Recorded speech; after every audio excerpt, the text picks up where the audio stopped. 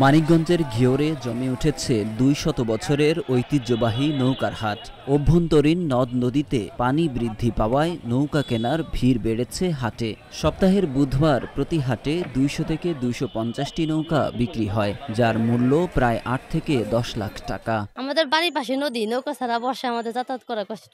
আজকে আসছি, সেটা ভেঙে গেছে, নতুন একটা কিনতে আসছি।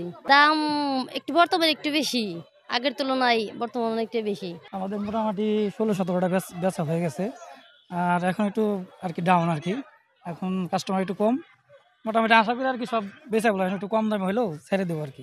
১০ জুলাই ঘিওর নৌকার হাটে গিয়ে দেখা যায় নৌকা বেচা কেনার জন্য নির্দিষ্ট জায়গা রয়েছে, কিন্তু হাটে নৌকার পরিমাণ বেশি ওঠায় জায়গার সংকুলান হয়নি। এজন্য ডিএন পাইলট উচ্চ বিদ্যালয়ের মাঠে সাজিয়ে রাখা হয়েছে বাহারি ডিজাইন ও আকৃতির শত শত নৌকা। ক্রেতাদের ভিড়ে সরগরম পুরো এলাকা। আমি আছি নাগরপুর থেকে টাঙ্গাইল নৌকা কিনতে, আমার বাড়িতে ভাই পানি। হাটে ক্রেতা বিক্রেতারা জানান, সামান্য বর্ষায় ঘিওর, দৌলতপুর, শিবালয় ও হরিরামপুরের নিম্নাঞ্চলের রাস্তাঘাট পানিতে তলিয়ে যায়। এ অবস্থায় মানুষের চলাচলের একমাত্র ভরসা হলো নৌকা। বর্ষার শুরু, তাই ঘিওরের নৌকার হাটে কেনাবেচা বাড়তে থাকে এ বাহনের। পানি বাড়লে পাল্লা দিয়ে বাড়ে নৌকা বেচা কেনা। প্রায় ২০০ বছরের ঐতিহ্য আমাদের হাটের।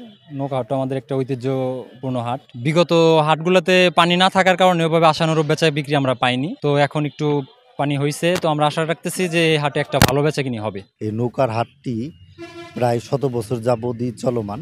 এই নৌকার কিছু বিশেষত্ব আছে, বিশেষ করে এই নৌকাগুলি স্বল্প মূল্যে ক্রেতার হাতের নাগালের হয়ে থাকে বিদায়ী আমাদের এই নৌকার হাটটা বৃহৎ পরিচিতি পাইছে। বর্ষার শুরুতে আসলে এই নৌকার হাটটি খুব জমে ওঠে।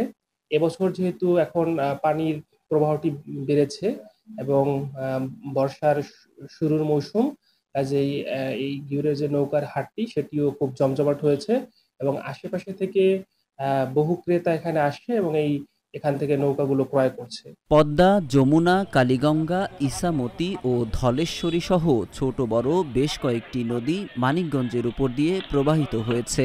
গত এক সপ্তাহ ধরে এসব নদীতে বাড়ছে পানি, তাই নিম্নাঞ্চলের মানুষ বন্যার আশঙ্কায় নৌকা প্রস্তুত রাখতে ব্যস্ত হয়ে পড়েছেন। সাধ্যমতো কিনছেন নৌকা।